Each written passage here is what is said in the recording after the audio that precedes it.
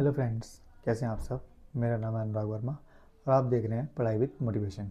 आज मैं बताने जा रहा हूँ आने वाले बोर्ड एग्ज़ाम में 10th क्लास के लिए कुछ अच्छे टिप्स, कुछ स्ट्रेटजी और इम्पॉर्टेंट टॉपिक्स जो आप कर सकते हो और बोर्ड में अच्छे नंबर ला सकते हो। ठीक है, तो मेरे साथ आज जुड़े रहना। तो मैं आपको बताने वाला हूँ कुछ टॉपिक्स। तो मैं जो बता रहा हूँ उसको ध्यान से सुनना, ठीक है, और नोट करते रहना कि मैं बता रहा हूँ, अभी लिख नहीं रहा हूँ, इसलिए मैं बोल के बता रहा हूँ। अब उसको लिखना, मेरी वीडियो देखना और उसको फॉलो करना। ठीक है, सबसे पहले मेन ये कि आपका डेली रूटीन क्या होना चाहिए। आपको 6 से 7 घंटे मिनिमम पढ़ाई करनी है। ठीक है, उसमें 2 मेजर सब्जेक्ट्स को साथ में लेके चलना है, जैसे कि आपका मैथ प्लस साइंस हो सकता है, या फिर मैथ्स प्लस एसएसटी हो सकता है, या फिर कोई लैंग्वेज इंग्लिश और हिंदी को आप साथ लेके चल सकते हो। ठीक है, इसके साथ साथ आपको डेली इसका रिवीजन करना है मल्टीपल टाइम, और लिखने की प्रैक्टिस ज़्यादा से ज़्यादा करनी है, क्योंकि आपको वहाँ पे जाके लिखना है। और खाली 28 से 29 दिन बचे हैं आपको, खाली कितने दिन बचे, आज से 20 तारीख है। ठीक है, 10, 11 और वो 10, मुश्किल से आपके 27 दिन के आसपास बचे हुए हैं। तो इसलिए आपको कह रहा हूँ, जैसे मैं बता रहा हूँ वैसे करना, तो आपके बोर्ड में 90 प्लस मार्क्स जरूर आएंगे। ठीक है, तो सबसे पहले आपको एनसीईआरटी को कवर करना है कम से कम 6 से 7 बार, जितना आप कर सकते हो उतनी बार। ठीक है, अपना बेस स्ट्रॉन्ग कर लो। दूसरा, आपके पीवाईक्यू, जो मैंने आपको पहले से बताया कि पीवाईक्यू मॉक टेस्ट आपको देने हैं, जिससे आपका जो बेस है और आपका जो फाउंडेशन है और जो आपका जितना भी आपके डाउट्स हैं वो क्लियर हो जाएंगे, और आपको पता चल जाएगा कि आपका जो एग्ज़ाम आने वाला है बोर्ड का वो कैसा आएगा, उसका पैटर्न कैसा आएगा। पैटर्न समझना ज़रूरी है, क्योंकि बहुत ज़्यादा। अगली बात करते हैं, जैसे कि आपका एक संडे पूरी तरह से फ्री होता है, तो उसमें आपको एक फुल मॉक टेस्ट देना है, जिसमें आप पूरा 3 घंटे बिल्कुल ऐसे ही एग्ज़ाम दोगे जैसे आपको वहाँ देना है, बिल्कुल वही। आप माहौल घर में बनाइए, एक टेबल, आपका पेन पेपर। ठीक है, बिल्कुल 3 घंटे आपको उठना नहीं है, पूरा एग्ज़ाम करे बिना, जब तक आपका पूरा पेपर नहीं हो जाता जैसे वहाँ पे होता है, सेम वैसे ही ऐसी प्रैक्टिस करना। ठीक है, अपनी हैंड राइटिंग को, अपने डायग्राम्स को इम्प्रूव करना है, क्योंकि वहाँ पे अगर दिक्कत होगी, आप लिखोगे नहीं सही से, तो उनको समझ में नहीं आएगा। साफ साफ होगा, नीट एंड क्लीन होगा, तो उनको समझ में आएगा। ठीक है, अपने स्टेप्स दिखाओ, बुलेट पॉइंट्स दिखाओ। एसएसटी में, इंग्लिश में बुलेट पॉइंट्स में लिखोगे तो ज़्यादा अच्छे नंबर मिलते हैं। ठीक है, कोई ग्राफ बना के, कोई सिंबल बना के, कोई एरो बना के, इस तरह से आप दिखाओगे किसी चीज़ को, तो अच्छे नंबर मिलेंगे आपको। ठीक है, अब मैं बात करने वाला हूँ मैथ्स की कुछ टॉपिक्स की, उनको नोट कर लेना। सबसे पहले हाईएस्ट जो वेटेज होती है वो अलजेब्रा की होती है, वो 20 नंबर का आता है हमारा। ज्योमेट्री हमारी आती है 15 से 19 नंबर की, जिसमें हमारे रियल नंबर हो गया, पॉलिनॉमियल्स हो गए, क्वाड्रेटिक इक्वेशंस हो गई, अर्थमेटिक प्रोग्रेशन हो गया, ट्राइंगल, सर्कल, कोऑर्डिनेट ज्योमेट्री।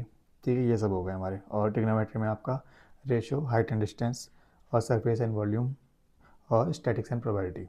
ये आपके जो हमारे चैप्टर्स के नाम है वो। इसमें बेस मेन मेन चीज़ें जो होती हैं, इन सबको आपको देखना है कौन से चैप्टर से कितना ज़्यादा आ रहा है। ये आपको तब पता चलेगा जब आप पीवाई के देखोगे, मॉक टेस्ट लोगे, तो आपको पता चलेगा कि कौन से चैप्टर से कितना ज़्यादा आ रहा है, और आपको कौन से चैप्टर में ज़्यादा मेहनत करनी है, कौन से चैप्टर में कम मेहनत करनी है। कोई कोई ऐसे चैप्टर होते हैं जैसे 2 से 3 नंबर का ही आता है, इसलिए आपको क्या करना है कि ये देखना है कौन से चैप्टर से ज़्यादा आ रहा है। फिर बात करता हूँ मैं साइंस की। ठीक है, इसमें आपके केमिकल सब्सटेंस और वर्ड ऑफ लिविंग सबसे ज़्यादा आते हैं, जैसे 25 से 31% के आसपास। केमिस्ट्री में केमिकल रिएक्शंस हो गई, एसिड बेस एंड सॉल्ट हो गया, मेटल नॉन मेटल हो गया, कार्बन कंपाउंड्स हो गए। फिजिक्स में लाइट हो गया, उसके न्यूमेरिकल्स हो गए, रिफ्लेक्शन में, रिफ्रैक्शन में ह्यूमन आई हो गई, इलेक्ट्रिसिटी होगी, मैग्नेटिक इफेक्ट्स हो गए। बायोलॉजी में लाइफ प्रोसेस बहुत मेन चैप्टर है, इसमें से बहुत कुछ ज़्यादा आता है। डायग्राम्स आते हैं, कंट्रोलर कंडीशन से ज़रूर डायग्राम आता है। ठीक है, how do organism reproduce, heredity, इनसे ज़रूर आता है, हेरिडिटी ज़रूर करना, इसमें पी प्लांट का ज़रूर आता है। ठीक है, फिर आते हैं सोशल साइंस में। इसमें हिस्ट्री में नेशनलिज्म इन इंडिया और प्रिंट कल्चर, ये अच्छे से करके जाना। ज्योग्राफी में resource and development, water resource और एग्रीकल्चर, इसके एमसीक्यूज, पीवाईक्यू क्वेश्चंस। ठीक है, ये सब आपको नेट पर मिल जाएंगे, बहुत सारी चीज़ें अवेलेबल हैं। सिविक्स में power sharing, federalism, gender, religion, caste, इसको पढ़ के जाना, इसके पीवाईक्यू क्वेश्चंस देखना और एमसीक्यूज देखना। इकोनॉमिक्स में development sector of Indian economy, इसमें हल्के फुल्के न्यूमेरिकल्स आ सकते हैं, तो उसको देख के जाना।